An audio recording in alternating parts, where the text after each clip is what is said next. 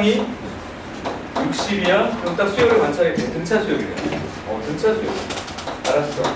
그럼 공차가 필요한데 공차 설명은 없고, 야, 여기서 얘기하고 있는 거죠. T에는 절대값 SN. 이건 직접적으로 익히지. 수열, 합. 맞죠? SN의 절대값으로 주어져 있습니다. 자, 그럼 이걸 수식적으로 전달할 것인가, 기하적으로 전달할 것인가는 다음 조건을 가지고 봐줘야 되는데, 읽혀요. 뭐가 읽히니? T19가 T20보다 작아. 우선은 부등식은 좀 애매해. 부등식보다는 등식이 더 직관적이죠. 보세요. T20, T20 여기서 어떻게 될까요? T22, T21이 것 같다. 공차가 양이든 음든 상관없다. 왜? 절대값. 얘는 2차 함수로 생각해야 되는 거죠. 그 얘기는 지금 X축이 여기 어딘가 있다고 할 때 공차가 양수면 이렇게 그려질 거고 공차가 음수면 이렇게 그려지겠지만 절대값이면 그놈이 그름 아니야. 그럼 지금처럼 얘가 위로 대칭이동이 되는 이 구조로 y는 자 SN의 절대값이 기하적으로 설명이 되고 있다는 걸 읽혀야 돼요. 맞니? 그러면 뭘 잡아줘? 아 이거 아까 그거네. 20, 21 그리고 한 마디 더 하겠습니다. 이 녀석은 반드시 원점을 지나야 돼요. 뭔 소리요? SN은 상수항이 0인 2차 공간. 그럼 0이 이쪽에 있어? 이쪽이지. 그죠? 그럼 여기의 값이 뭐예요? 바로 나오고 20과 21의 합이나 0과 41의 합이 나왔다 이렇게 되죠. 조건 다 맞지? T19는 여기 있으니까 이 얘기입니다. 그리고 마지막에 보니까 TN 플러스 1이 뭐예요? 감소하는 영역을 얘기를 하니까 그대들이 보기에 바로 이쪽에 있는 항해번호니까 21번부터 시작한다. 그래서 21번부터 몇 번까지 감소하니? 41번까지 감소하죠? 그치? 그러면 그렇게 되는 최대값과 최소값의 합을 구하시면 여기까지 하고서는 오답된 애들 있어. 답을 62라고 쓰더라고. 선생님 지가 그렇게 써놨잖아요. 아니지. 이것도 문제 잘 읽으라. TN이 Tn 플러스 1보다 작은, TN이 Tn 플러스 1보다 큰 요 값을 찾으라고 했으니까 이곳의 시작은 21이 맞아요. 근데 끝은 41이 아니지. 왜냐하면 여기다 41 집어넣으면 41, 42 아니잖아. 마지막이 뭘까요? 41, 40. 그죠? 뭐야? 1분도 안 걸리겠죠? 근데 실제로 이게 봐봐. 30번은 항상 킬로번호였거든. 뭐 가형이든 다 필요 없어. 킬로번호야, 킬로번호. 수식적으로 문제 풀면 진짜 킬로입니다. 겁나 오래 걸려. 근데 그렇게 보면 안 된다. 1번. 몇 분? 1분. 그래서 수열의 합과 이제 등차 수열 이제 복습 다시 정리하면서 이제 다음 주제로 가는 거죠. 다음 주제는 바로 뭐냐? 정확한 제목은 뭐겠네요? 수열의 귀납적 정의. 그래서 오늘은 귀납적 정의, 점화식에 집중된 설명을 할 거예요. 수학적 귀납법은 출제 빈도수가 이제 많이 줄었기 때문에 내가 우선 기본 주제에서 뺐어요. 수열의 귀납적 정의. 도대체 귀납적 정의 그게 뭘까요? 귀납이 뭐지? 귀납과 연역을 어떻게 설명할까요? 이게 프로 이게 대척점에 있는 거긴 한데. 귀납은 일반적으로 뭐라고 설명하냐면 구체적인 사례들을 하나하나 조사해서 일반화하는 작업들을 대체적으로 귀납적사라고 합니다. 귀납적사. 그러니까 사람 1 죽었네, 사람 2도 죽었네, 사람 3도 죽었네, 사람은 죽겠구나. 이렇게 이제 추론하죠. 하나하나 이렇게 보는 거니까 귀납적 사고방식이라고 하고요. 연역적 사고방식은 사실은 일반화를 먼저 하는 그런 과정이라고 보시면 돼요. 근데 여기는 지금 귀납이라고 얘기를 했는데 그냥 귀납이 아니라 수열의 귀납적 정의라고 했잖아. 그러면 수열의 하나의 규칙을 일반화시키는 작업 이렇게 보면 될 것 같아요. 그거를 여기서 뭐라고 얘기를 하냐 1번 이렇게 들어봅시다. 자, 우리는 이미 등차 수열을 정의했습니다. 거기에 일파한 게 뭔데? 내가 만약에 첫 항을 A라고 줘. 잘한다. 첫 항을 A라고 줘. 그때 A에 M 플러스 1이 A, M 플러스 D라고 줘요. 이렇게. 그럼 봐봐. 1항이 A야. 재채기가 나오려. 재채기가 나오려다가 들어갔다. 아이고, 잘했어. 두 번째 항은 A1에다가 D를 더. 그래서 이거 어떻게 일반화해요? N번째는요? A 플러스 내가 이렇게 확장했죠. 몇 번 더 해석한 거야? 1일 때, 2일 때, 3일 때, 4일 때. 이 사실은 구체적인 하나의 값들을 가지고 일반을 시킨 거거든. 이걸 귀납적 사례거든. 그래서 수열을 귀납적으로 정의하려면 뭐가 필요하냐면 특정 항의 정보를 하나 이상 줘야 돼요. 근데 그게 1항일 필요는 없다고 했지 않나? 1항이어도 좋고 100항이니까 하나 줘 그냥. 하나 이상 주고 두 번째 인접한 항들 사이의 관계식 또는 항 사이의 관계식을 줍니다. 이 식을 뭐라고 부를 거냐면 따라해봅시다. 점, 화, 식이라고 부를 건데 지금 교육과정에서는 점화식이라는 단어를 굳이 삭제했어. 근데 따로 부를 이름이 없으니까 그냥 점화식이라고 부를게요. 따라해보자. 점, 화, 식. 근데 점화식에서 점화가 이렇게 한자어로 불 붙인다는 점화가 아니라 점점 변화를 갖자고 했어요. 점점 변하는 관계를 나타내지. 그러니까 사실은 이 녀석이 수열의 특징을 제대로 설명하는 놈이죠. 그러니까 두 가지야. 특정항을 주고 점화식을 주면 수열을 정의할 수 있다고. 이렇게 정의하는 방식을 수열의 귀납적 정의라고 합니다. 아셨죠? 정말 요 정도까지. 그러면은 얘기하진 않았지만 등비 수열도 이걸로 설명할 수 있죠. 우리가 아는 애들. 등비 수열이다. 이렇게 얘기하면 자, 첫 항을 드릴게. 첫 항도 좋고 두 번째 항도 좋고 아무거나 줘. 줘. 그런 다음에 인접항의 관계식. 자, 등비 수열도 사실은 이름이 잘못 붙었어요. 등비. 비율이잖아. 여기 비율을 줄 적이 없어요. 일정한 값을 곱하고 있어요. 얘는 원래 이름이 등비 수열이 아니라 등 곱수열이 같은 거 아니야? 따라해보자. 등곱수열. 말이 이상하지. 같은 만큼 곱해서 들어간 거야. 근데 성질이 어떻게 되냐면 나눴더니 비율이 일정하다는 성질이죠. 그러니까 이름도 이거 개떡처럼 붙여요. 봐봐. 이거 무슨 수열이야? 이거 무슨 수열이야? 등비 수열이야. 공비 얼마야? 0이야. 0이야. 그럼 생각해봐. 얘네 둘이 비율을 어떻게 따질 건데? 여기 비율이 어디 있어? 근데 얘 이름이 등비수열이야. 이름이 이상하죠. 그러니까 등곱수열이 원래 맞는 거야. 그러니까 비율은 어떨 때 항의 값이 0이 아닐 때 비율이 일정하다고 성질을 쓰는 거야. 맞지? 아무튼 그렇다 라고 얘기를 할 수 있고요. 얘는 결국에 n번째 항은 첫 항부터 시작해서 공비가 몇 번 곱해지느냐 이 관점이에요. 그러니까 n- 곱해진다. 그래서 지속보로 표현된다. 이게 바로 등비수열의 귀납적 정의고 이거는 그냥 우리가 아는 애잖아. 그럼 점화식 어렵지 않네라고 생각할 수 있지만 자, 현 교육과정에서는 외워서 푸는 점화의 관계는 이 두 가지를 빼고는 없다고 보는 게 타당해요. 자, 세 번째. 여기서 수열의 귀납적 정의를 자, 수능적 관점에서 자, 내신적 관점이라면 요거 말고도 외워야 될 게 몇 개 있는데 선생님이 지금 여기는 이제 수능 입장으로 지금 서 있는 거니까 요거 말고 외울 것은 교육과정에 없다. 요거 봐도 돼요. 물론 학교 시험은 그렇지 않지. 학교 시험은 막내 번째. 그러니까 학교 시험과 무관하게 수능 시험은 이게 끝이야. 그럼 나머지는 무엇을 해달라고 돼 있냐 교육과정에 뭐라고 써요? 뭐라고 써요? 현상. 더하기 빼기 곱하기 나누기를 추론하라고 돼 있어요. 추론하라고 돼 있어. 그러니까 외우지 말래. 그러니까 진짜 이게 끝이야. 걔네들 끝이야. 어떻게 하자고? 연산하죠. 내가 관계식을 줄게. 근데 외워서는 못 풀어. 그럼 관계식을 하나 따라서 계산하는 형식의 문제를 줄 거야. 그러면 너희는 뭘 해주면 되냐? 첫 번째 이런 걸 하면 돼. 뭐라고 썼니? 이거 뭐라고 썼어? 정추론. 정추론의 정은 뭐냐? 정방향추론. 자, 1항을 줬으니까 2항 찾아. 2항을 줬으니까 3항 찾아. 3항을 가지고 4항 찾아. 그냥 정방향으로 키워가면서 가는 추론. 자, 이런 문제는 쉬울까 어려울까? 어려울 수가 없죠. 덧셈, 뺄셈, 곱셈만 할 수 있으면 돼. 그러니까 이런 문제는 몇 점으로 나와? 3점으로 나와. 어떤 것처럼? 문제 봐봐. 실제로 그럼 점화식 문제가 어렵게만 나오냐? 어려우면은 안 되죠. 쉬운 것도 있고. 어디로 가냐? 25번 봐요. 25번. 이런 거. 자, 요런 식이 점화식입니다. 특정 항을 줬어. 야, 첫 항 줬어. 땡큐. 근데 여기는 점화식이 지금처럼 하나하나 이렇게 준 게 아니라 분류했어요. 경우를 분류했다. 어떻게 분류했냐면 이렇게 얘기를 합니다. AN이 자, 짝수일 때. 다시요. 뭐가? 너의 항의 값이 짝수야. 짝수면 AN에다가 제곱해서 1 더해서 그 다음하고 넣어. 이거 우리가 외운 적이 없잖아. 난생 처음 보죠.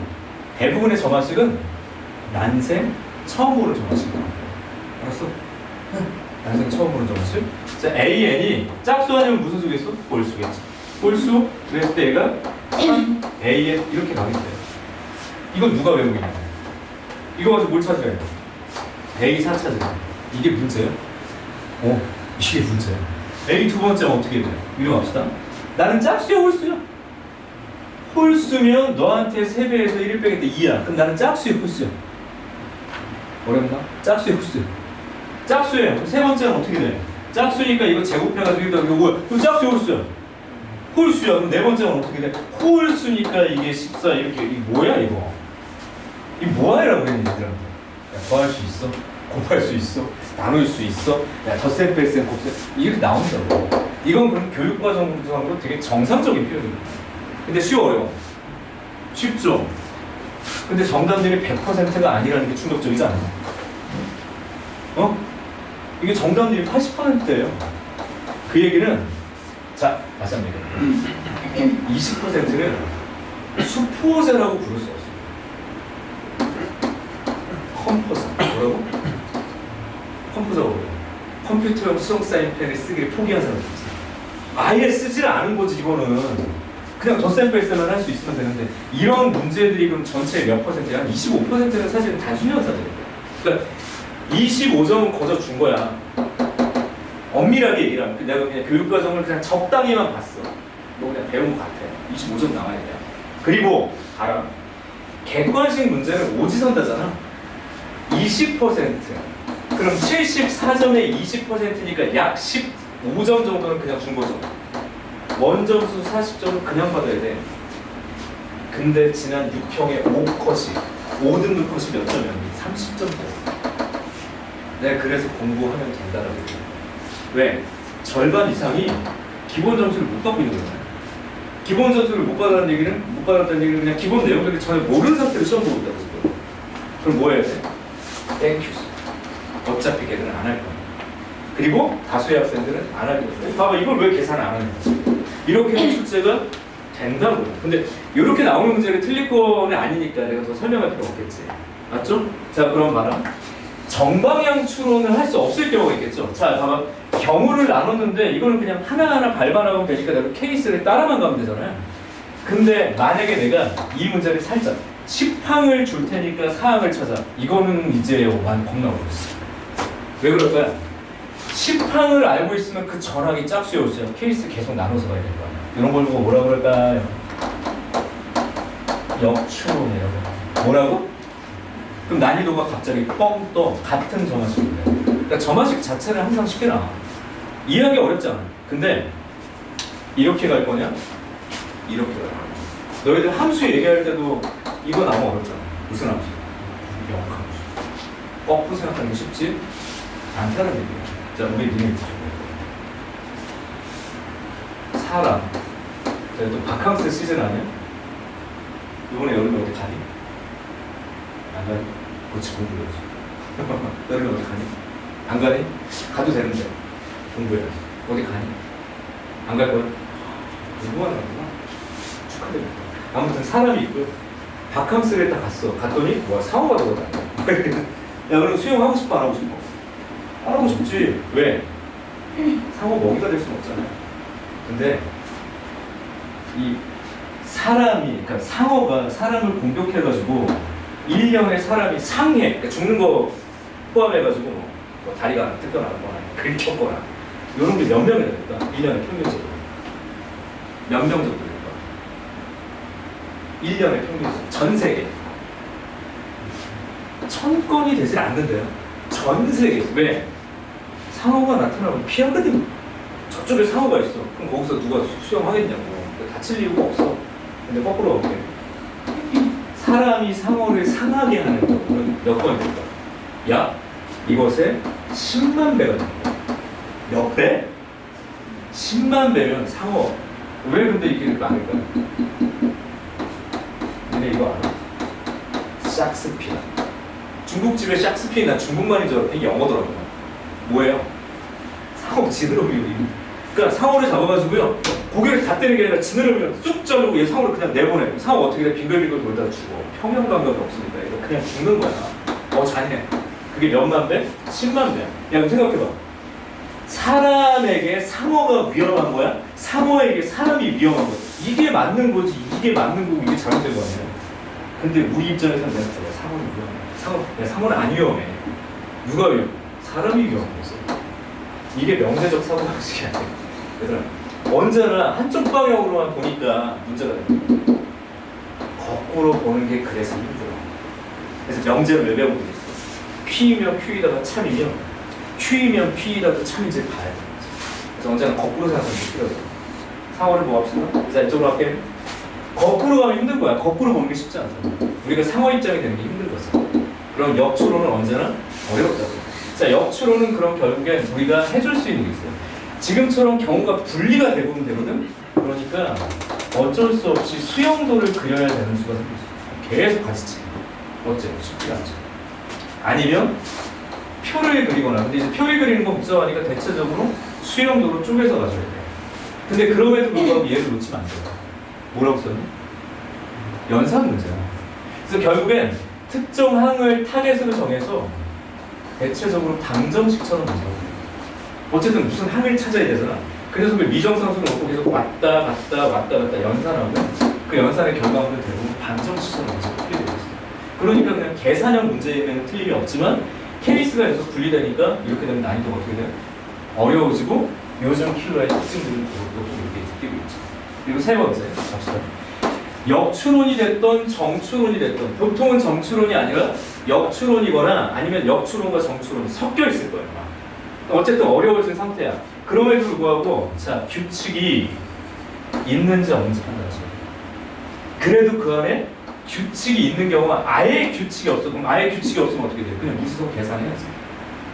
근데 이 안에 가끔 규칙이 있을 수 있는데 그 규칙은 기본적으로 자 뭐라고 썼니? 주기가 들어올 수 있어요. 주기 오면 돼요. 반복되는 거죠. 근데 그게 겉으로 드러나지 않기 때문에 그냥 봐서는 몰라. 뭐 하다가 봐야 돼? 연산을 해서 발견하거나 그 속에 숨겨져 있는 주기를 너희들이 캐치해내는 그런 시간들이 필요하니까 여전히 어려워요. 주기형 문제가 있을 수도 있고 아예 규칙이 없는 단순 계산형 문제가 또 바뀌기도 합니다. 그러니까 여기에 내용은 항상 오히려 어려워지죠. 차라리 외우라고 하면 편하고요. 근데 외우는 게 아니니까 시간을 많이 잡아요. 근데 이것도 단순하게 보면 좀 연습을 하면 충분히 눈에 보여. 그래서 문제를 한번 가보면 여기를 어떻게 이제 풀 것인가. 25번이나 26번이나 이런 문제들은 좀 쉬워요. 그럼 벌써 내가 풀 게 27번 하고요. 29번 두 개를 풀 거거든. 어렵어. 겁나 어려워. 자, 봐. 27번 없어. 쉬워. 그러니까 이게 개념을 안다고 문제가 풀리는 게 아니기 때문에 문제마다 해석하는 시간이 좀 필요해서 많이 어려워요. 자, 이제 바로 27번 봐요. 지금까지 배웠던 걸 다 종합해봐야 되겠네요. 자연수 K에 대해서 다음 조건을 만족시키는 수열이 있대. 첫 항이 0이래. 뭐라고? 첫 항이 0이래. 땡큐. 좋아. 그 다음에 조건 봐봐요. 여기 보니까 A, M 플러스 점화식 자체는 그렇게 어렵지 않아. 왜 그러냐면 점화식 자체는 이렇게 표현하고 있어요. 앞항에다가 자 조심해라. 여기서 말하는 K는 항의 번호를 나타내는 게 아니라 그냥 어떤 자연수 미정상수예요. K 플러스 1분의 1을 더해서 갈 거래. 그냥 더해서 갈 거래. 언제 더할 건데? 야 AN이 0보다 작거나 같으면 더해서 갈 거야. 이게 자체가 어렵지 않다고. 그냥 더해서 갈 거라고. 근데 만약에 너의 항의 값이 0보다 어떠면 크면 야 당연히 뺄 건데 그냥 다른 값을 뺄 거야. K분의 1 뺄 거야. 그럼 더하거나 빼거나 할 거 아니에요? 맞죠? 그러니까 정추론 자체는 복잡하지 않다고. 잘 생각해봐.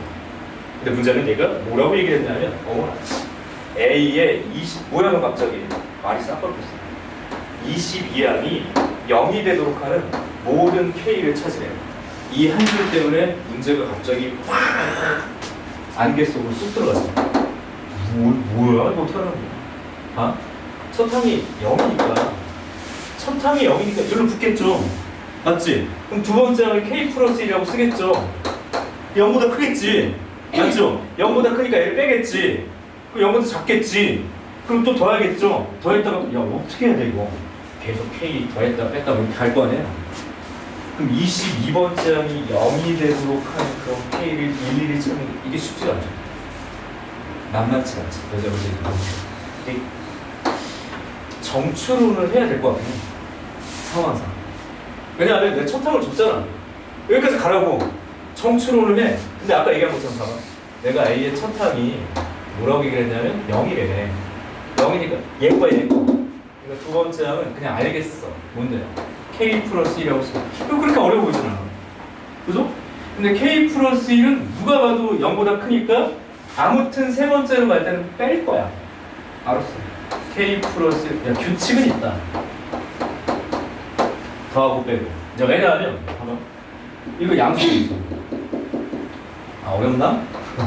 아니 이거 통분을 해도 이렇게 써주면 마이너스 음수잖아요. 아무튼 음수잖아. 그러니까 음수니까 그 다음에 뭐 하겠어?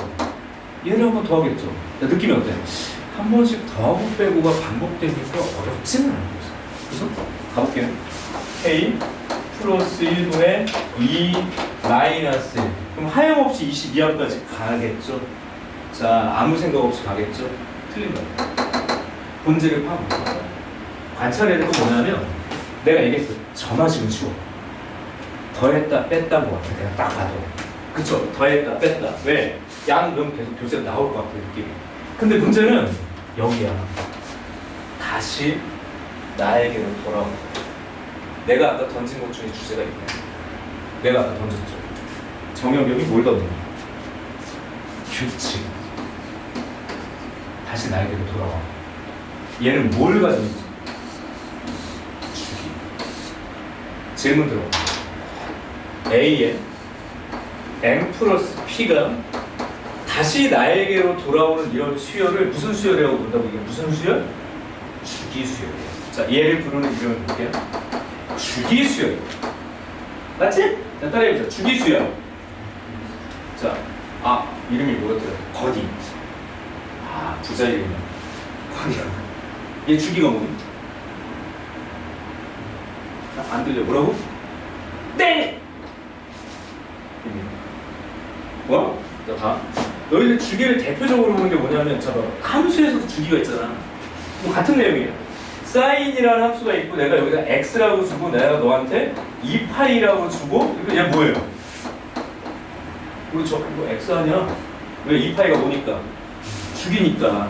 저번 시간에 그 얘기 했거든. 주기 함수라고. 근데 여기는 4파이를 넣어도 되거든. 그럼 얘가 주기냐고. 주기는 뭐죠? 너를 만족하는. 그럼 주기가 2파이면 4파이가 되든 6파이가 되든 8파이가 되든 100파이가 되든 1000파이가 되든 나한테 오니까 이쪽으로 가볼게요.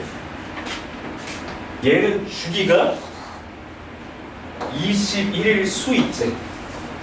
맞아? 이게 힌트야. 주기가 21일 수 있지. 그럼 주기가 21만인 거야. 따라해볼까? 21에 1이 아닌 약수는 주기의 대상이겠죠. 왜냐면 내가 주기가 3이야. 3, 3, 3, 3, 3 7번 바로 와 있을 거거든. 그 다음에 얘가 주기가 7이야. 주기 3번 오면 올 거거든. 자, 이거 왜 K를 이것저것 구하라고 하는 거야? 21의 약수. 맞아? 오호. 그래서 다시 친 거야. 케이스 분리를 했지. 뭐라고 해야 돼? 케이스 1. 이 녀석의 주기가 얼마일 때? 3일 때. 그럼 3이면 A 4가 0이면 조건 만족한 거예요. 맞죠? 근데 아까 했지. 뭘 했니? A1이 빵이야. A2가 K 플러스, 여기서부터 니들이 파악한 규칙을 아주 예쁘게 써먹으면 돼. A3이 K 플러스 1, 이거야. 자, 음수예요. 그럼 A 네 번째 항은 여기가 뭐가 돼요? K 플러스 1분의 2예요. 그럼 마이너스, 야, 니가 0 된다며. 그럼 얘가 0이니까 2K, 그러니까 뭐가 돼? 2K가 K 플러스 1이니까 K가 뭐가 될 수 있어? 1이 될 수 있나 보다. 맞죠? 이렇게 설명할 수 있겠지. 여기서 뭐 하라고 했냐면 얘가 만족되는 모든 K를 찾으라고 하는데 조건 다시 봐봐. 자연수 조건에 뭔가 잘못된 게 있는지 또는 제약 조건인지. 근데 아무리 봐도 그냥 자연수라고 했으니까 이건 답이 돼야 되는 거 아니야. 맞지? 그래서 제약 조건이 없네요. 맞죠? 검증 다 했고. 그럼 K, 야 됐다. 이 문제는 여기서부터 쉽다. 주기가 뭐인 게 있다고요? 약수에서 문제 7. 그러면 A 누가 빵 되면 돼? 8이 빵 되는 거야. 열 맞아? 7번째하고 끝난 거야. 그럼 A8을 하나하나 구할 필요가 없는 게 봐라. 첫 항이 0이고 A 두 번째 항이 K 플러스 1분의 1이면 그리고 A 세 번째 항이 지금처럼 왔으면 A 여덟 번째 항을 가면요 이게 7번 간 거잖아. 그럼 7번 갔으니까 4번 더해주고 3번 빼준 거 아니야? 응? 그쵸? 아 그러면 이거는 그냥 바로 예측을 하는 게 원래 맞다 이거지. 그러니까 내가 K 플러스 1에 이게 4번 가고 요게 차례대로 3번 갔으니까 7번 오는 거 아니에요? 그래서 이게 0 되는 거야. 플러스 4K가 또 이렇게 푸니까 그렇게 어렵지 않구나. K가 얼마? 3이면 되겠지. 맞는지 확인해 보시고 마지막 하나 남죠? 주기가 얼마? 그냥 21 자체.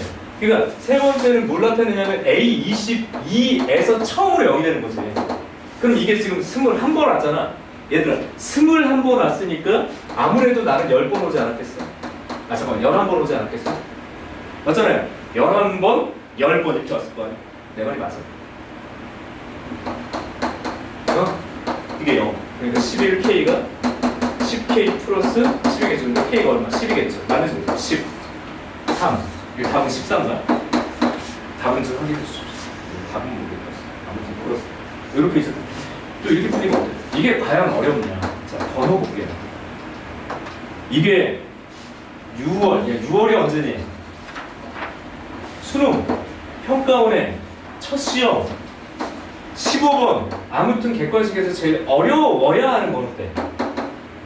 풀고 나니까 1분이야. 본질을 파악하는 문제. 그래서 문제가 과하게 어려운 문제도 있긴 하지만 다 어렵냐를 봤을 때 그렇지 않다. 그럼 나는 분류를 잘해야 돼. 자, 정방향으로 갈 거야. 이거 결과적으로 정방향으로 갈 거야. 역방향으로 갈 거야. 맞아?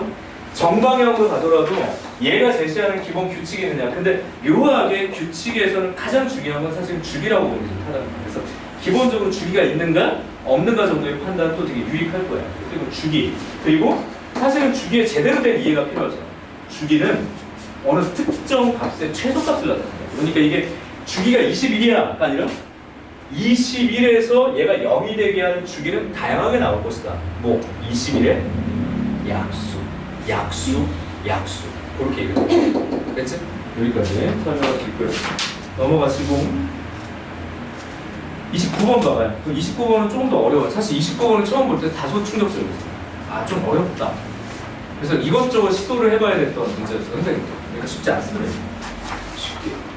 쉬울 것처럼 얘기를 하더라도 어려워요. 선생님 가끔 어떤 생각을 하냐면 전국에 있는 모든 인간 강사가 수능 시험 날, 딱 수능 시험 날 너희들 시험 볼 때 다 같이 이렇게 캠을 틀어. 공식적으로 틀어. 이제 교육청에서 다 와. 인간 강사 여기 앞에다 앉혀놔. 여기 틀어가지고 다 찍어. 푸는 거 딱 찍어. 인간 강사 중에 70%는 은퇴해야 될 거야. 걔들 보면 막 나와가지고 문제 되게 잘 푸는 것처럼 보이잖아요. 실제로 쟤들이 다 100점 맞을까? 라는 생각을 하게 만드는 강사들이 되게 많이 보이죠. 이 7%에 나도 들어갈 수도 있어, 저한테는. 그러니까 실제로 얘들이 그 안에서 진짜 최적의 풀이로만 문제를 풀 거냐? 내가 장담하는데 아니라고. 내가 지금 솔직하게 얘기하잖아. 이 문제 풀 때 여러 번의 시도가 필요해요. 바로 풀리지가 않아. 나도 진땀 난다고 이 문제 풀 때. 100분 안에 100점을 만드는 게 얼마나 어려운지를 사실은 안다. 그게 100점 만드는 게 상당히 대단하다. 아무튼 요거 한번 좀 하면 재밌을 것 같아요. 아무튼 이거 하면 전국의 인간 강사의 순위가 다 바뀔 거야. 나 좀 한번 했으면 좋겠어. 바뀌게. 싹 바뀌고. 이런 얘기야. 많이 바뀌고. 실시간으로 딱 시험 문제 딱 주고 그 자리에서 그냥 바로 풀어라. 여러 가지 긴장도도 있고 실력 다 뻘어놔. 거기까지 말씀드릴게요. 그래서 아무튼 이거 좀 고생했어요. 문제 풀 때. 고생했고 그렇다면 그 고생의 과정들을 좀 보여줄 필요는 있을 것 같아요. 충분히 의미 있는 문제고 너희들도 어렵다고 생각합니다. 자, 볼게. 모든 학이 참 하고 싶은 얘기는 그래서 무슨 얘기냐면 약간의 환상에서 벗어나야 될 게 우리 선생님들은 대부분 올 때 수업 준비를 하고 오잖아. 그러니까 되게 잘 푼다고 하는 거야. 최적의 방법. 근데 여기서 오해하지 말아야 될 게 시험 시간에도 저 선생님이 알려준 것처럼 최적의 가장 가장 빠른 풀이로 문제를 풀 거다라는 건 판타지야. 이거는 가지면 안 돼요. 뭐야, 수업 듣지 말라는 얘기. 그게 아니라, 자, 수업은 준비된 것이고 압축해서 전달해야 되는 거니까 최적의 방법들을 전달을 할 거라고. 근데 문제는 시험장에서는 무슨 행동이 벌어지냐면 최적의 방법이 아니더라도 답을 풀 수 있는 지구력이 필요하거든요. 내가 왜 판타지라고 얘기를 하냐면 선생님들도 정리된 방법으로 와서 설명을 하니까 그런 최적의 방법을 얘기를 하는 거지만 사실은 여러 번의 시행착오가 있을 거라고요. 근데 그 시행착오를 수업 시간에 보여주면 어떻겠어? 답답해서 수업 듣겠냐? 안 듣는다고. 그러니까 정형화된 어떤 풀이법을 가지고 오는 거라고요. 근데 현실은 어떻다? 시험 시간이야. 이 문제를 내가 A의 방법으로 풀려고 했는데 안 풀려. 그럼 너희들 머릿속에 무슨 생각을 하는 줄 알아? 아씨, 힘들어 풀려. 아니, 뭐 해야 돼? 플랜 B 찾아야지. 근데 플랜 B를 찾아는데 또 세 번을 시도해. 플랜 C, 야, 못 풀겠어. 아, 이 문제는 내게 아니다. 이런 어떤 유연한 사고가 필요하거든. 아니면 이거지. 3차 함수 이런 걸 봤는데 뭐 선생님이 뭐 비율도 알려주고 막 진짜 알려줬어. 야, 문제를 그렇게 풀 수가 없을 것 같아. 그럼 뭐라도 해야 돼요. 노가다라도. 시간이 많이 걸려도 끝까지 풀 수 있는 뚝심이 있는 겁니다. 다시 최적의 풀이, 가장 빠른 풀이, 지름길, 숏컷 많이 알고 있으면 좋아. 근데 30분 문제 모든 문제가 다 최적의 풀이를 풀 것이다. 이건 판타지예요. 어떤 문제는 안 풀리거나 어떤 문제는 뭐라도 해야 돼? 이 당당함이 필요하다. 야, 내가 노가다를 해서라도 풀 거야. 그럼 내가 노가다를 할 만큼 시간적 여유가 있는지 그냥 객관적으로 보면 돼. 노가다를 해서 풀 만큼 시간적 여유가 없어. 넘어갈게. 이런 유연한 행동들을 연습하는 게 필요하지.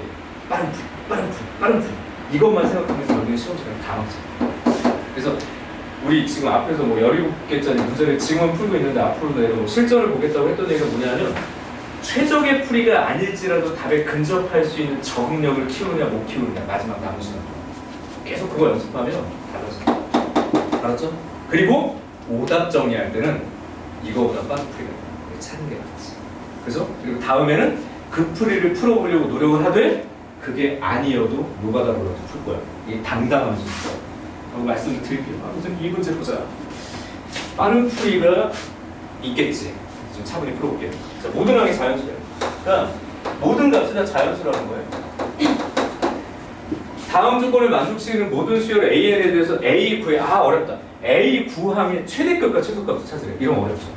이건 뭐 케이스가 몇 개가 나오면 좀 티가 나. 하고 봤더니 잠깐. 7항이 40이면 9항까지 그리 멀지가 않잖아. O, 땡큐 인 줄 알았는데 밑으로 갑시다. 점화식이 난잡한 AM 플러스 1이 AM 플러스 2가 뭐라고 되어 있냐면 AM 플러스 1 플러스 AN이래. 자, 드디어 3항 점화식이 나와요. 그러니까 항이 앞쪽에 2개가 있어야 뒷항을 설명할 수 있게 되니까 어려워졌죠. 그럼 얘는 조건이 뭐야? AM 플러스 1. 자, 뭐만 보냐면 얘만 보겠대요. 또 가운데 있는 거. AM 플러스 1이 3의 배수가 되면, 자, 조심해라. AM 플러스 1이 3의 배수가 되면 나 혼자 가지 않고 앞에 걸 끌어와야 돼. 이건 이제는 쉬운 점화식이 아니에요. 쉬운 점화식이 아니에요. 자, 그러면 AM 플러스 1이 3의 배수가 아닌 경우가 있겠죠. 3의 배수가 아닌 경우는 거꾸로 얘기했네. 미안해. 3의 배수가 아닌 경우는 이 녀석의 앞항을 끌어와서 더해서 너로 갈 거야. 이렇게 얘기했어. 수정할게요. 그 다음 AN이 3의 배수면 자연스럽게 3으로 나누게 됐대. 자, 그러면 지금 보시다시피 이 아래 점화식은 쉬운 거죠. 나누어 떨어지니까 갈 건데 나누어 떨어지지 않을 때는 앞항이 필요하니까 이 조건과 이 조건은 대등하지가 않아요. 앞에 문제처럼. 그러니까 이 점화식은 자체로서 어렵습니다. 그러니까 정추론을 해도 못 잡혀요. 다시 말하면 7항에서 9항으로 바로 가기 힘들어. 왜 그럴까? 얘는 3의 배수가 아니거든. 뭐가 필요해요? 6항이 필요한데 여기서부터 문제. 야, 그럼 6항은 어떻게 되니? 역추론이 들어가요. 다시 정추론을 하기 전에 어디까지 갈지 모르는 역추론을 해야 돼요. 왜 어디까지 갈지 몰라요? 6항이 또 3의 배수인지 아닌지 또 생각해요. 만약에 6항이 3의 배수가 아닌 경우는 또 이 5항이 3 이건 한두 끝도 없죠. 1항까지 가야 되거든요. 어때? 어려워. 자, 내가 시험 시간이면 이 문제 안 풀 거야. 아주 좋은 거 가르친다, 그치? 시험 시간에 이 문제 안 풀지. 다른 거 풀어야지. 왜냐면 이건 시간이 많이 걸릴 거고. 나에게 6, 7분이 있느냐? 6, 7분이 없으면 난 이 문제 끝까지 못 풀 거야. 근데 나에게 6, 7분이 있다 해볼 만하다. 그리고 혼자 공부할 때는 10분이어도 좋고 15분이어도 좋으니까 그냥 한번 해보는 게 필요한 것 같아요. 그리고 이 문제를 풀 수 있는 능력은 있는데 내가 현실적으로 풀 수 있을지 없을지를 시험장에서 결정해야지. 처음부터 이건 못 풀어. 이거는 내가 점수 버리겠다는 거고요. 그게 아니라 난 풀 수 있어. 근데 전략적으로 이 문제를 풀지 안 풀 건지를 내가 주관적으로 선택하는 거랑 그렇지 않은 거랑 점수 차이가 생긴 거예요. 자, 우선 혼자 공부할 때는 풀 수 있게 연습한다. 근데 시험 시간이라면 풀지 안 풀지를 내가 결정한다. 시간이 3분도 안 남았어. 이 문제는 손댈 수가 없지. 뭐 이거 말씀드린 거고요. 자, 시간이 여유가 있어. 이 문제를 볼 거야. 이거 어떻게 할 건데? 그럼 내가 시험 시간에 했었더니 잘 이해가 안 돼. 이게 40인데 역추론이 한두 것도 없거든요. 그래서 고민해 본 거예요. 저 40이라는 숫자를 어떻게 생각해야 될까? 딱 둘 중에 하나거든요. 조건은 3의 배수냐 아니냐. 이 문제의 핵심 요소는요, 3의 배수냐 아니냐. 자, 머릿속에 첫 번째 들어갔던 거 분류해야 돼요. 어떤 특정함을 3의 배수꼴 3으로 나눴을 때 이거 보통 경험적으로 이렇게 풀어야 되는데 그렇게 나눌 의지도 없어. 왜냐하면 이게 3함정화식이니까. 그래서 그때 했던 게 뭐, 예를 들어서 내가 27이라는 숫자가 만약에 있어. 만약에. 그럼 27이라는 숫자는 나누면 9가 될 거 아니야. 그러니까 결국엔 어디까지 나누어서 떨어지고 어디까지 이제 어디서부터 나누어 떨어지지 않는지 잡으세요. 규칙이 갑자기 변하는 순간을 관찰하는 게 필요하다는 얘기예요. 자, 다시요. 어딘가 27이 있어. 그럼 3으로 나누면 9야. 그 다음 항이에요. 그럼 그 다음 항은 뭐겠어? 3이겠죠. 그럼 그 다음 항은 뭐겠어? 1이겠지. 그럼 1은 이제 뭐겠어? 3의 배수가 아니니까 이때는 이거 더해서 너한테 가겠다는 거 아니야. 맞죠? 그럼 그 다음 단계 뭐 할 건데? 그 다음 단계, 야, 나는 3의 배수가 아니야. 그럼 두 개를 더해서 이렇게 가겠다는 거. 그럼 이거 또 두 개 더 하겠다는 거지. 뭐, 여기서 뭐가 딱 보이기 시작. 아, 이거 봐라. 문제 대박. 왜냐하면 여기서부터 내가 안 할 거거든. 왜? 왜 여기서부터 안 하겠어? 27을 제외한 이 순간이 반복된다고. 부분 주기가 보이지. 물론 27은 반복이 안 된다는 단점이 있으니까. 근데 이 안에 40이라는 숫자 나와 안 나와? 안 나와. 근데 쟤는 이런 놈이 아니거든. 언제 40이 나올까? 여기 뭐 90이 있어. 90. 예를 들어서 90이 있어. 30. 그 다음 10. 여기서 불이퍼는 점. 뭔데? 40이 나오죠. 맞아? 그럼 그 다음 단계가 뭐겠어? 50이겠지. 그 다음에 뭐가 돼? 어머나. 야, 이거 봐라. 주기를 숨겨놨어요. 라는 생각이 드는 순간 문제를 풀리더라고요. 그러니까 이렇게 일일이 다 볼 수 없는데 안 된다면 구체적인 숫자를 가지고 얘가 바라보는 방식이 뭐냐를 알 수 있는 거예요. 결국에 나는 정수로 예측을 하고죠. 그럼 이제 어떻게 할 거냐? 봐요. A는 3의 배수가 아니야. 예를 들어서 어떤 수가 3의 배수가 아니야. 그러면 여기서 어떤 순간이 있냐면 더 이상 3으로 나눌 수 없는 순간들이 생기죠. 더 이상 3으로 나눌 수 없는 순간은 앞에 걸 끌어오잖아요. 내 말 이해돼? 그러니까 가다가 어딘가 분명히 3의 배수의 마지막 순간이 있다. 그러면 그 다음 자리는 무조건 3으로 나누는 마지막 순간이라고요. 여기서부터 뭐 했냐고요. 더 했다. 맞아? 그러면 3의 배수인지 아닌지 구별이 편해지지. 굳이 역추론을 하지 않아도 되죠. 그 다음 뭔데 이거? 더 할 거야. 내 말이 맞아? 그죠? 그럼 여전히 더 해야지. 왜냐면 여기 3의 배수가 없어. 더 해? 몇 A야? 9A야? 와 이거 와. 그럼 이건 3의 배수야. 그럼 난 더 안 하겠다. 이 수열 안에 무조건 반복되는 주기가 있다. 어디부터? 이 앞에는 모르겠어. 그런데 마지막 순간이 등장되기 직전 여기서부터 주기가 생긴다. 내 말 이해돼? 그러면 내가 왜 이게 아니라고 그랬냐면 이건 때려 죽여도 40이 나오진 않잖아. 분명히 어디가 40이 나왔다고. 도대체 어디가 40이 나올 수 있을까? 어디가 40이 나올 수 있을까? 이런 생각을 하는 거죠. 어디가 40이 나올 수 있을까? 어디가 40이 나올 수 있을까? 어디가 40이 나올 수 있을까? 이건 40이 나오겠니? 40이 여기랑 관련 없죠. 그럼 네 혼자 40인 경우가 있을 수 있잖아요. 얘 혼자 40. 자 봐라. 어디 갔어? 40이 나온 게 아까 이게 7항이면 이게 7항이면 9항이 뭔데요? 이게 40이면 9항이 200이 될 수 있죠. 맞아? 그죠? 아 이거 필기를 너무 엉망으로 했네. 잠깐만. 이거 좀 칸을 줄여볼게. 자 노란색이 지금 설명하는 케이스. 야 내가 40이면 A 9항이 얼마가 나온다고? 200이 나올 수 있다고. 자 이 값이 나옵니다. 두 번째 케이스는 흰색으로 합시다. 이놈이 뭐가 될 수도 있어? 40이 될 수도 있거든. 그 얘를 7항으로 보겠다고요. 맞아? 그럼 A가 10인 거지? 그럼 건너간 이게 92 뭐야 저기 9항이 될 수 있다고. 맞아? 케이스는 이제 몇 개 남았어? 하나밖에 안 남았어. 얘가 40이 되는 경우. 그럼 A가 8인 경우고 8, 3, 24가 뭐가 될 수 있어? 세 가지밖에 없어. 최소값은 24, 최대값은 200. 이거 안 어렵다. 안 쉽지. 어려워. 근데 봐봐. 몇 줄이니? 두 서너 줄이야. 해석의 과정에서 나는 충분히 이런 여유들을 좀 부릴 필요가 있다는 생각이 들고요. 시험 시간에 만약에 안 돼. 난 시험 시간에 저런 여유를 못 부려. 공부할 때라도 하나하나 나열해봐야 돼. 이거 계속 연습하는 거니까 이쪽에 수능 문제는요. 너희들에게 암기를 물어봤어. 똑같은 문제는 내지를 않아요. 그럼 문제마다 달라. 문제마다 다른데 어떻게 배울 거야? 뭘 연습해야 될까요? 문제를 바라보는 거지. 정방향으로 갈까? 역방향으로 갈까? 섞어서 갈까? 단순 방정식으로 갈까? 문제에서 주기가 있는지를 찾아볼까? 주기는 그럼 직접적으로 표현됐나? 간접적으로 표현됐나? 찾았는데 주기가 아니네? 그럼 뭐 해야 돼요? 조건이 변하는 순간들이 기준으로 해서 분류해야 되는데 사실은 주기를 본 게 아니거든 나는. 조건이 변하는 순간이 있었던 거야. 3의 배수냐 아니냐를 결정하는 순간. 맞아? 그 숫자의 특징을 보면 충분히 역수론을 하지 않아도 돼요. 문제마다 이런 것들을 뭐 해줘야 돼? 연습할 수 있다. 자, 내가 두 문제 풀었다고 해서 전체 수능 문제를 다 풀 수 있어. 이렇게 오갔다는 건 아니고 방향성은 이러니까 다양한 문제를 볼 때 혹시 어려워서 못 풀더라도 해설지라도 보면서 이렇게 연산을 쭉 따라가는 거야. 해설지 보지 말라고 하는데 해설지 볼 필요가 있어. 보고 연산을 따라가 봐. 그래서 그 따라가는 연산을 카피라도 해봐요. 그럼 규칙이 뭐야? 그럼 이렇게 하는 경험만으로도 3점이나 쉬운 4점은 충분히 커버가 돼.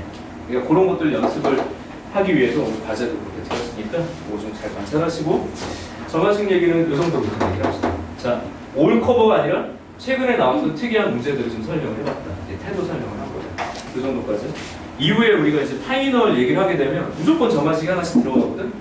그때 조금 더 확장된 문제들이 계속 좀 보일 거야. 그래서 이 정도의 방향성을 얘기를 하면 겁먹지만은 않지 않겠나 생각이 좀 들어요. 그 정도까지 말씀을 드리겠습니다. 그래서 오늘 내용은 여기까지고요. 우선 수어는 내가 주제를 이 정도로 좀 잡아서 다음 주는 수투 이야기를 할 건데 근데 얘들아 수투를 이야기할 건데 주제를 극한, 연속, 미분, 적분 이렇게 있잖아요.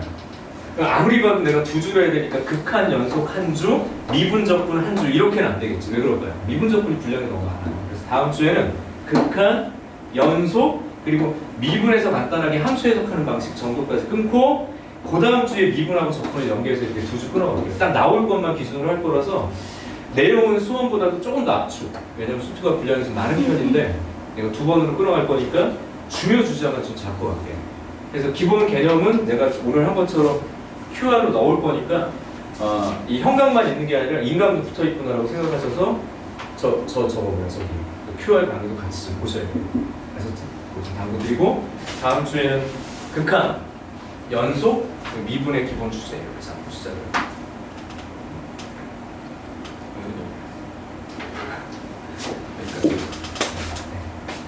여기까지.